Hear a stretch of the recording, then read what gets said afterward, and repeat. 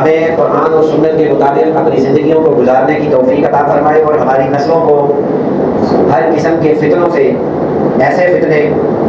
جو گمراہ کر دینے والے ہیں، ایسے فتنے جو اسلام سے ہٹا دینے والے ہیں،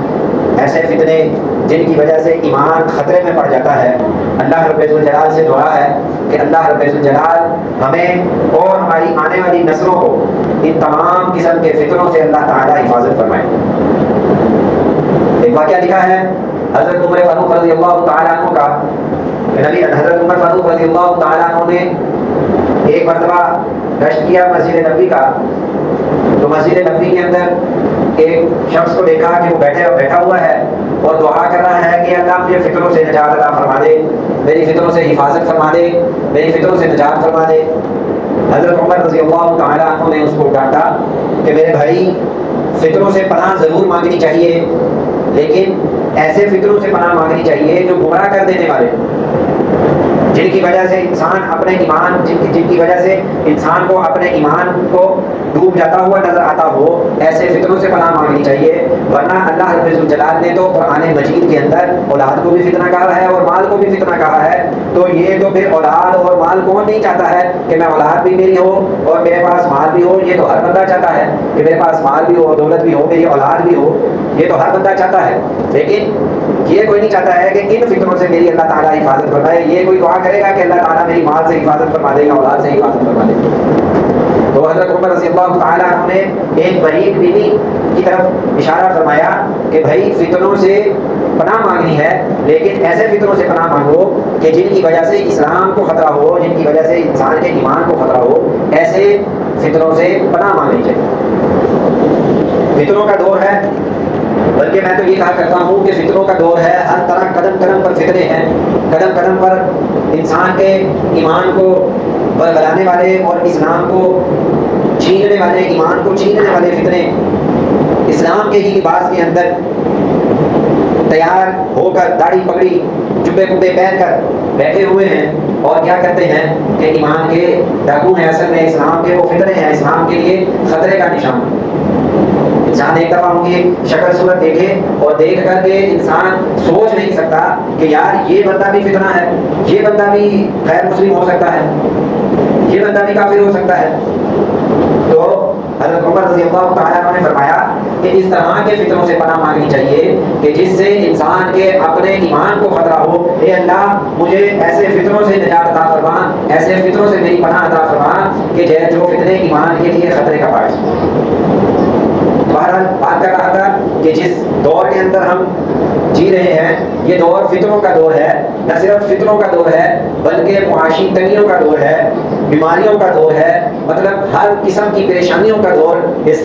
معاشرے کے اندر آج ہمارے پایا جا رہا ہے۔ لڑائی جھگڑے دیکھ لیں تو ہر بندہ اس میں بڑھ چڑھ کر حصہ لیے بیٹھا ہے جی۔ اگر کسی کے حالات دیکھ لیں، معاشی تنگیوں کی طرف دیکھ لیں، تو ہر بندہ اپنی معاشی تنگی کی طرف، اپنی معاشی تنگی کی وجہ سے پریشان ہے۔ اگر صحت کی طرف دیکھ لے تو ہر بندہ اپنی صحت کی وجہ سے پریشان ہے۔ اگر اسلام کی طرف، ایمان کی طرف دیکھ لے تو ہر بندہ اس وجہ سے پریشان ہے۔ تو جائیں کہاں؟ جس کو دیکھ لو وہی کہتا ہے میں سچا ہوں، تو جائیں کہاں؟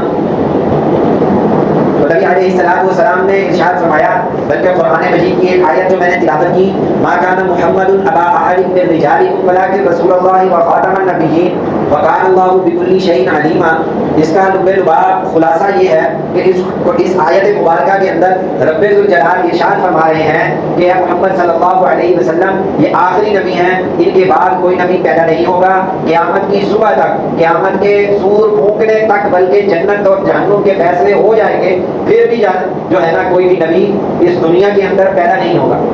کوئی نبی دنیا میں پیدا نہیں ہوگا۔ حضرت آدم علیہ الصلوۃ والسلام پہلے نبی، اور نبی علیہ الصلوۃ والسلام حضرت محمد مصطفیٰ صلی اللہ علیہ وسلم آخری نبی ہیں۔ جس طرح حضرت آدم علیہ الصلوۃ والسلام سے پہلے کوئی نبی نہیں، حضرت محمد رسول اللہ صلی اللہ علیہ وسلم کے بعد کوئی نبی نہیں، بلکہ اس کو جو شخص یہ عقیدہ نہیں رکھا کہ حضور نبی علیہ الصلوۃ والسلام کے بعد کوئی نبی نہیں ہے، جس کا یہ عقیدہ نہیں وہ مسلمان ہی نہیں ہے، جس کا یہ عقیدہ نہیں وہ مسلمان نہیں نہیں ہے وہ چاہے دن کے 1000 مرتبہ نہیں 1,00,000 مرتبہ یہ کلمہ پڑھتا رہے، لا الہ الا اللہ، اللہ کی توحید کے چرچے کرتا رہے، پمفلٹ بانٹتا رہے، بینر فلیکسیں چھپا کر لگاتا رہے کہ اللہ ایک ہے، اللہ کے علاوہ کوئی عبادت کے لائق نہیں، لیکن اگلے کلمے کا انکار کر رہا ہے، محمد الرسول اللہ کو بھی مانتا ضرور ہے لیکن آخری نبی نہیں مانتا، تو یاد رکھیں یہ جتنے مرضی جنت کرتا رہے، اپنے آپ کو جتنا مرضی یہ مسلمان کہتا رہے، قرآن کہتا ہے، نبی کا فرمان کہتا ہے کہ یہ شخص مسلمان نہیں ہے، یہ شخص مسلمان نہیں ہے۔ جیسے پہلے عرض کر چکا کہ حضرت آدم علیہ السلام سے پہلے کوئی نبی نہیں، اگر کوئی شخص یہ کہتا ہے کہ حضرت آدم سے پہلے بھی کوئی نبی ہے تو بھی مسلمان نہیں، اگر کوئی شخص یہ کہتا ہے کہ محمد الرسول اللہ کے بعد کوئی نبی ہے تو بھی وہ مسلمان نہیں۔ یہ عقیدہ صرف مسلمانوں کا نہیں، امت محمدیہ کا عقیدہ ہی نہیں، بلکہ میں اگر تھوڑا سا تاریخ کا مطالعہ کروں اور قرآن اور سنت کے مطالعے سے اور اس کی تاریخ کا مطالعہ کرنے سے ہمیں یہ چیز معلوم ہوتی ہے کہ حضرت آدم علیہ السلام سے لے کر حضرت عیسیٰ علیہ السلام تک، بلکہ محمد الرسول اللہ صلی اللہ علیہ وسلم سے پہلے تک جتنے بھی انبیاء علیہ السلام مبعوث ہوئے، تشریف لائے، ان تمام کا عقیدہ یہ تھا کہ ایک نبی آئے گا جن کا نام محمد الرسول اللہ ہوگا اور وہ آخری نبی ہوں گے، ان کے بعد کوئی نبی نہیں ہوگا، ان کے بعد ان کے اوپر جو کتاب نازل کی جائے گی جس کا نام کلام اللہ ہوگا، جس کو قرآن مجید کہا جائے گا، وہ اللہ رب الجلال کی آخری کتاب ہوگی، اس کے بعد کوئی کتاب نہیں ہوگی، اور اس حضرت محمد الرسول اللہ صلی اللہ علیہ وسلم کی جو امت ہوگی اس کو امت محمدیہ کہا جائے گا، اس کے بعد کوئی امت نہیں ہوگی، اور حضرت محمد الرسول اللہ صلی اللہ علیہ وسلم کے جو یار غار ہوں گے یا جو دوست احباب ہوں گے ان کو صحابی کہا جائے گا، جو ان کی بیویاں ہوں گی ان کو امہات المؤمنین کہا جائے گا، ازواج مطہرات کہا جائے گا، اور جو ان کے گھر والے ہوں گے ان کو اہل بیت کہا جائے گا۔ یہ حضرت آدم علیہ السلام سے لے کر حضرت محمد رسول اللہ صلی اللہ علیہ وسلم سے پہلے تک جتنے بھی انبیاء علیہ السلام آئے ان تمام کا یہ عقیدہ تھا کہ ایک نبی آئیں گے جن کا نام محمد رسول اللہ ہوگا، ان کے بعد کوئی نبی نہیں ہوگا، وہ آخری نبی ہوں گے، وہ اللہ کی آخری کتاب لے کر کے اس دنیا میں تشریف لائیں گے، ان کے اوپر اللہ رب الجلال آخری کتاب کو نازل فرمائیں گے جس کا نام کلام اللہ ہوگا، جس کا نام کتاب اللہ ہوگا۔ اب انبیاء علیہ السلام کا بھی عقیدہ یہ، صحابہ اکرام رضوان اللہ علیہم اجمعین کا بھی عقیدہ یہ کہ حضرت محمد رسول اللہ صلی اللہ علیہ وسلم کے بعد کوئی نبی نہیں آئے گا، اور اہل بیت کا عقیدہ بھی یہ، اولیاء اللہ کا عقیدہ بھی یہ، تمام امت محمدیہ کا عقیدہ یہ کہ حضرت محمد رسول اللہ صلی اللہ علیہ وسلم آخری نبی ہیں، ان کے بعد کوئی نبی پیدا نہیں ہوگا۔ اور اگلا عقیدہ بھی ہمارا یہ ہونا چاہیے کہ جو حضرت محمد مصطفیٰ صلی اللہ علیہ وسلم کے بعد کسی دوسرے دجال کو، کسی دوسرے کذاب کو نبی مانے گا وہ جھوٹا ہوگا، وہ کذاب ہوگا، وہ دجال ہوگا، لیکن نبی نہیں ہوگا۔ یہ بھی ہمارا عقیدہ ہونا چاہیے، بلکہ یہ نبی علیہ السلام کا فرمان مبارک بھی ہے کہ اگر کوئی شخص یہ دعویٰ کرتا ہے کہ میں نبی ہوں، نبی علیہ السلام کے بعد یہ دعویٰ کرے کہ میں نبی ہوں، اور کوئی شخص اس کو اس کی نبوت کی دلیل مانگے کہ ٹھیک ہے تو نبی ہے، تیرے نبی ہونے کی دلیل کیا ہے، علماء فرماتے ہیں یہ شخص جس نے اس سے دلیل مانگی ہے، اس دلیل مانگنے کی وجہ سے یہ کافر ہو چکا، اس دلیل مانگنے کی وجہ سے وہ کافر ہو چکا۔ دلیل اس بات پر مانگی جاتی ہے کہ جس کے متعلق کوئی شک ہو، کوئی شبہ ہو کہ بھائی ٹھیک ہے، جس کے متعلق کوئی دل کے اندر تھوڑی سی خلش ہو کہ اگر یہ مجھے کوئی دلیل پکی پختہ دیتا ہے تو اس کی بات کو ماننے کے لیے ہم تیار ہو جاتے ہیں۔ ہم محمد رسول اللہ صلی اللہ علیہ وسلم کو بلا دلیل نبی آخری نبی مانتے ہیں، صرف نبی نہیں بلکہ آخری نبی مانتے ہیں کہ حضرت محمد رسول اللہ صلی اللہ علیہ وسلم آخری نبی ہیں، ان کے بعد کوئی نبی نہیں پیدا ہوگا، اور جو بھی ان کے بعد نبوت کا دعویٰ کرے گا وہ کذاب ہوگا، جھوٹا ہوگا، دجال ہوگا، لیکن نبی نہیں ہوگا، نبی نہیں ہوگا۔ حضرت محمد رسول اللہ صلی اللہ علیہ وسلم کے آخری دور کے اندر ایک شخص دعویٰ کر دیتا ہے جس کا نام مسیلمہ کذاب ہے، یہ دعویٰ کر دیتا ہے کہ میں نبی علیہ السلام کے بعد نبی ہوں، بلکہ نبی علیہ السلام کو پیغام بھیجتا ہے کہ محمد صلی اللہ علیہ وسلم آپ مشرق کی طرف اپنی نبوت کا پرچار کریں، آپ مشرق کے نبی، میں مغرب کا نبی بن جاتا ہوں، آدھی دنیا پر آپ کی نبوت چلے، آدھی دنیا پر میری نبوت چلے، اتنے علاقے پر آپ کی نبوت، اتنے علاقے پر میری نبوت چلتی ہے۔ نبی علیہ السلام نے اس کو جو پیغام بھیجا، اس پیغام کے پہلے الفاظ یہ تھے کہ اے مسیلمہ کذاب، سب سے پہلے کہ اے جھوٹے نبی، کہ میں تیری اس بات کی تردید کرتا ہوں، بلکہ میں نہیں، مجھے اللہ رب الجلال نے آخری نبی بنا کر بھیجا ہے، میرے بعد کوئی نبی نہیں آئے گا، کوئی نبی کسی صورت میں بھی نہیں آ سکتا، نبی علیہ الصلوۃ والسلام کی رحلت ہو گئی, اس دنیا سے تشریف لے گئے. حضرت ابوبکر صدیق رضی اللہ تعالیٰ عنہ کا دور آتا ہے. حضرت ابوبکر صدیق رضی اللہ تعالیٰ عنہ اس مسیلمہ کذاب کے خلاف جنگ کا اعلان کرتے ہیں, لشکر بھیجتے ہیں, ہزاروں کی تعداد میں صحابہ کرام اس جنگ کے اندر شرکت فرماتے ہیں. یاد رکھیں کہ نبی علیہ الصلوۃ والسلام کے اسلام کے پورے دور کے اندر جتنی نبی علیہ الصلوۃ والسلام کے دور کے اندر غزوات ہوئے, جنگیں ہوئی اور جتنی بھی لڑائیاں ہوئی, ان تمام لڑائیوں کے اندر جو صحابی جو نبی علیہ الصلوۃ والسلام کے دوست احباب صحابی شہید ہوئے, ان کی تعداد کم و بیش 300 کے قریب تھی. کتنی تھی؟ 300 کے قریب. لیکن جب ختم نبوت کا مسئلہ آتا ہے, صدیق اکبر ہزاروں کے لشکر کو تشکیل دے کر یمامہ کے مقام پر بھیجتے ہیں اس مسیلمہ کذاب کو ختم کرنے کے لیے. تو اس صرف ایک جنگ کے اندر کتنے شہید ہوتے ہیں؟ 1200 صحابی صرف اس ایک جنگ کے اندر شہید ہوتے ہیں. کتنے صحابی شہید ہوتے ہیں؟ 1200 صحابی. اور کتنے غزوات ہوئے؟ ان تمام غزوات کے اندر نبی علیہ الصلوۃ والسلام کے بعد اور نبی علیہ الصلوۃ والسلام کے دور کے اندر جتنی بھی لڑائیاں جنگیں ہوئی, تقریباً 300 کے قریب صحابہ کرام شہید ہوئے. اور اس ایک جنگ کے اندر, صرف ایک جنگ کے اندر کتنے صحابہ شہید ہوئے؟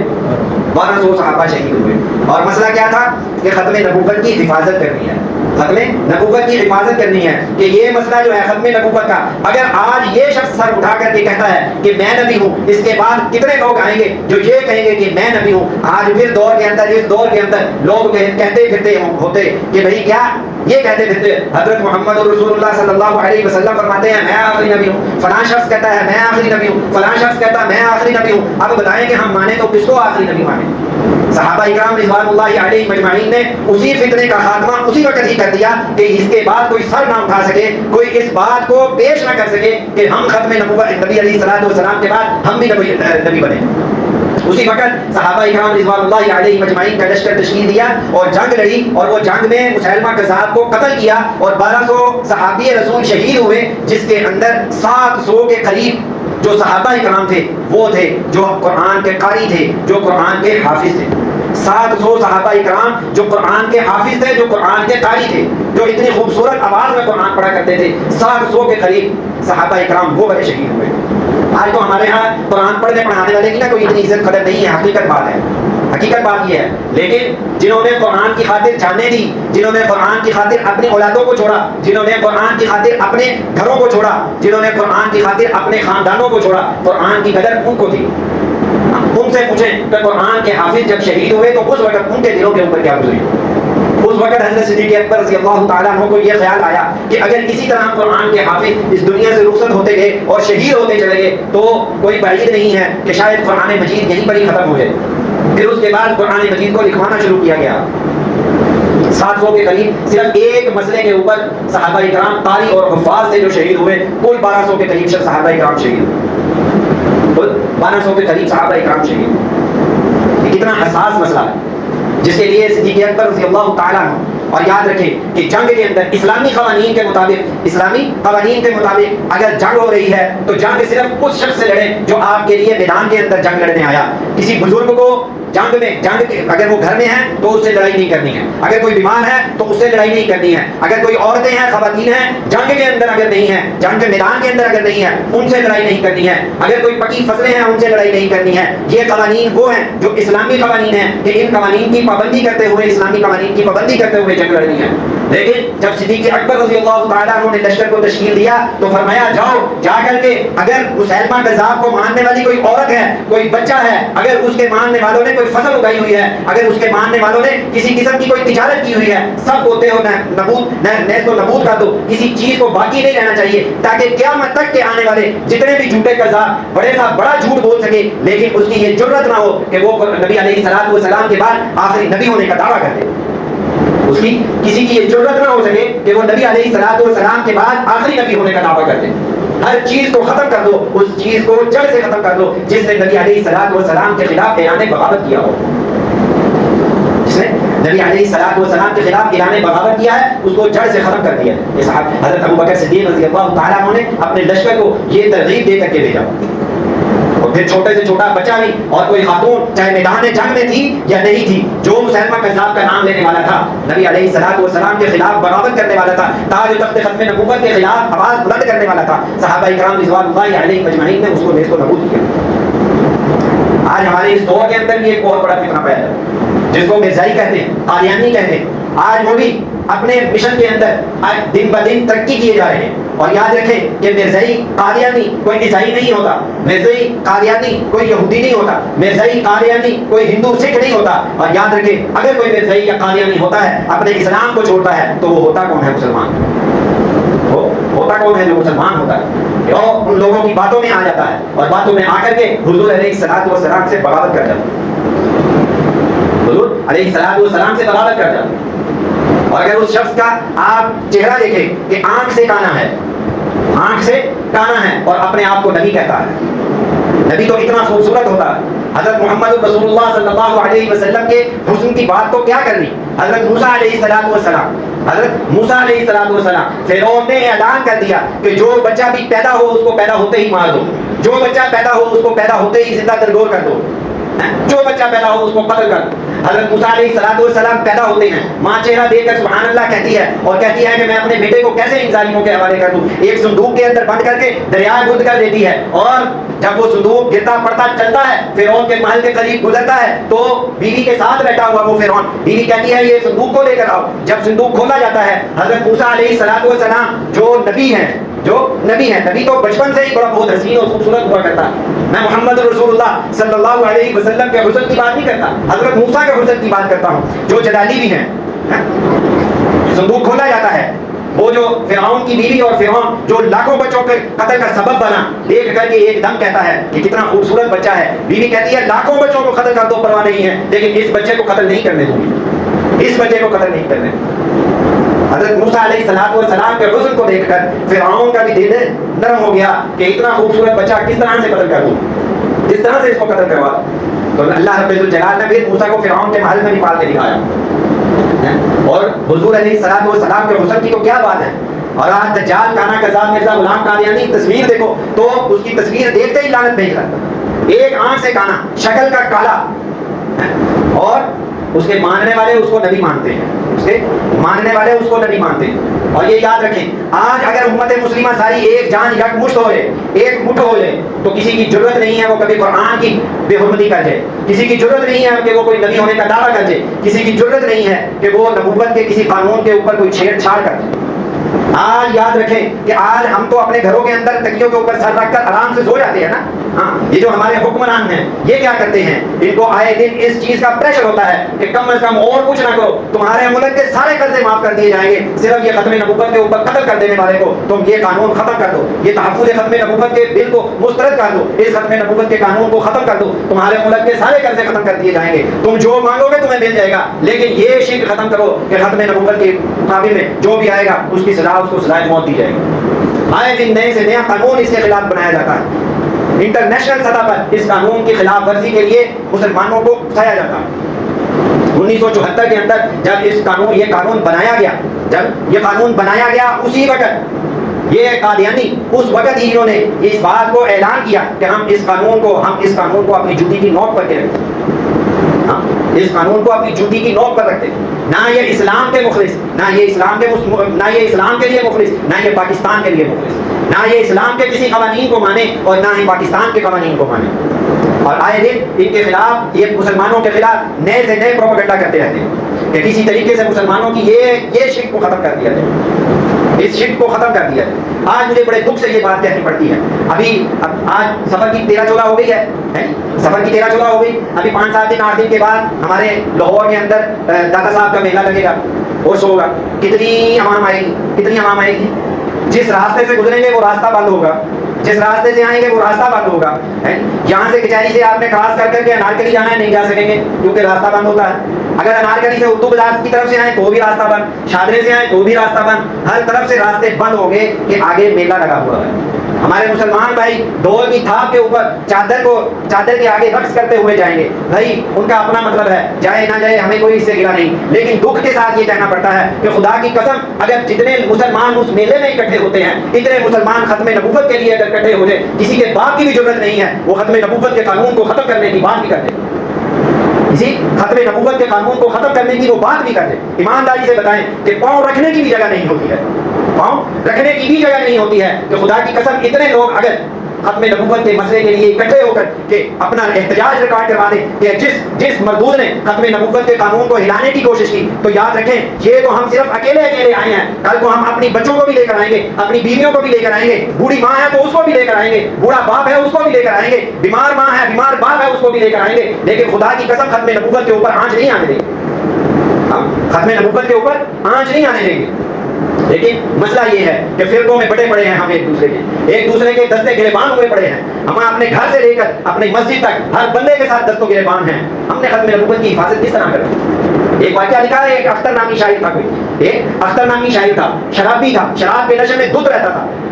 اور جب بھی مشاعرہ ہوتا اور اپنے آپ کو یہ کہتا کیا علامہ اقبال ہے، میری جوتیوں کی خاک بھی نہیں، کیا افراح ہے، اسد اللہ غالب کیا ہے، میرے جوتیاں اٹھانے کے لیے اس کو اگر وہ ہوتا ہے میری جوتیاں اٹھاتا۔ بڑے بڑے شاعروں کو اس طرح کے القابات سے پکار۔ ایک مشاعرے کے اندر کچھ منکرین ختم نبوت بھی اس مشاعرے کے اندر آئے، انہوں نے کہا چلو بتا دو ایک اصول کرے نا ہمارے، شراب کے نشے میں تو یہ ہمیشہ کے لیے دھت ہوتا ہے، بڑے سے بڑا مشاعرہ بڑے سے بڑا شاعر اس کے لیے اس کی جوتیاں اٹھانے کے لیے اس کے خیال میں ہوتا ہے، چلو آج اس کے ایمان کو بھی تھوڑا سا ٹٹولتے ہیں، اس کے ایمان کے اوپر ڈھکا مار کے دیں۔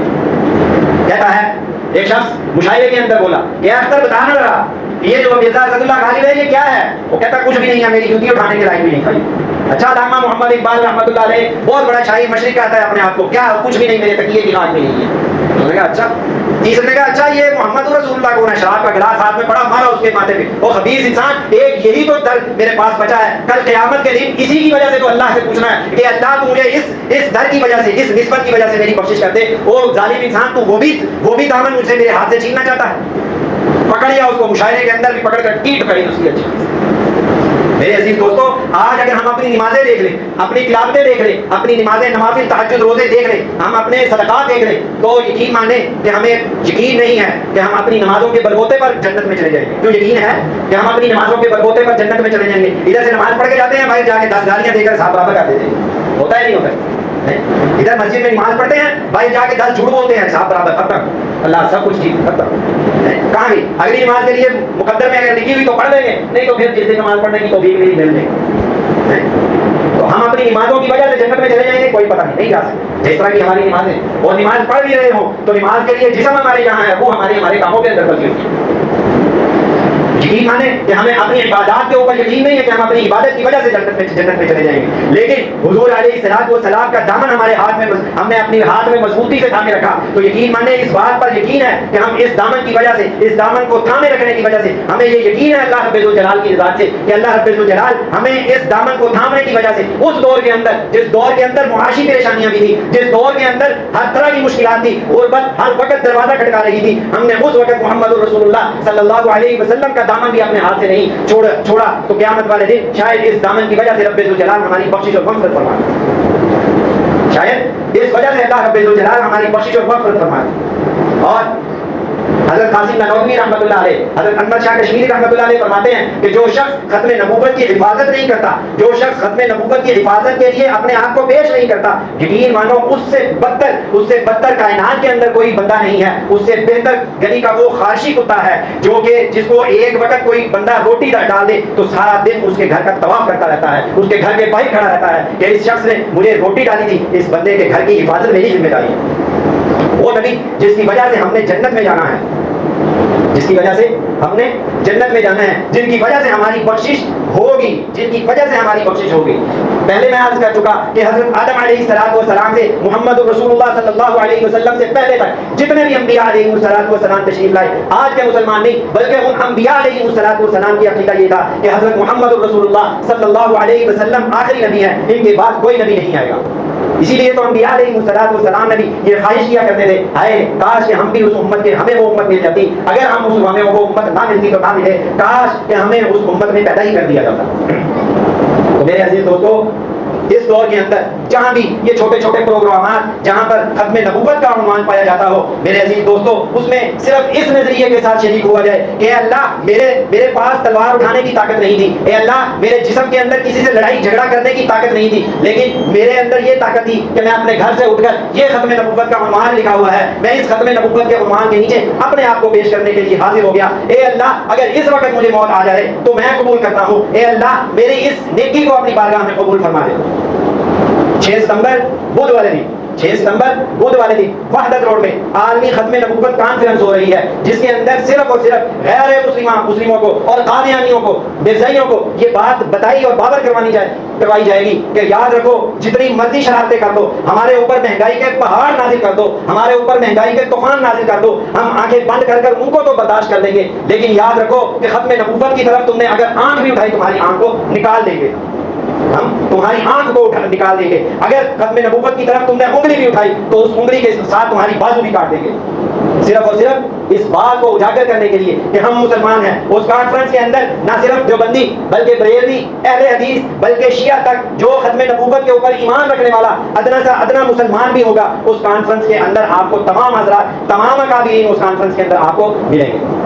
چاہے وہ اہل حدیث کے علماء ہو اس کانفرنس میں آئیں گے، چاہے وہ دیوبندیوں کے ہو کانفرنس میں آئیں گے، چاہے وہ شیعوں کے ہو کانفرنس میں آئیں گے، چاہے وہ بریلویوں کے ہو کانفرنس میں آئیں گے، چاہے وہ اہل سنت والجماعت کا کوئی بھی بندہ ہو اس کانفرنس میں آئے گا۔ کیوں کہ یاد رکھیں کہ آپس کے اختلافات جتنے بھی ہوں، لیکن یاد رکھیں ختم نبوت کی چھتری کے نیچے تمام مسلمان ایک جگہ اکٹھے ہیں۔ یہ تمام دنیا کو، تمام غیر مسلموں کو ہم نے یہ بتانا ہے کہ ہم جتنے مرضی آپس میں لڑ لیں مر لیں، لیکن ختم نبوت کے لیے ہم اپنی جان کو نچھاور کرنے کے لیے ہر وقت حاضر ہیں۔ اللہ رب الجلال سے دعا ہے کہ رب الجلال ہمیں قرآن اور سنت کے مطابق اپنی زندگیوں کو گزارنے کی توفیق عطا فرمائے۔ وآخر دعوانا الحمدللہ رب العالمین۔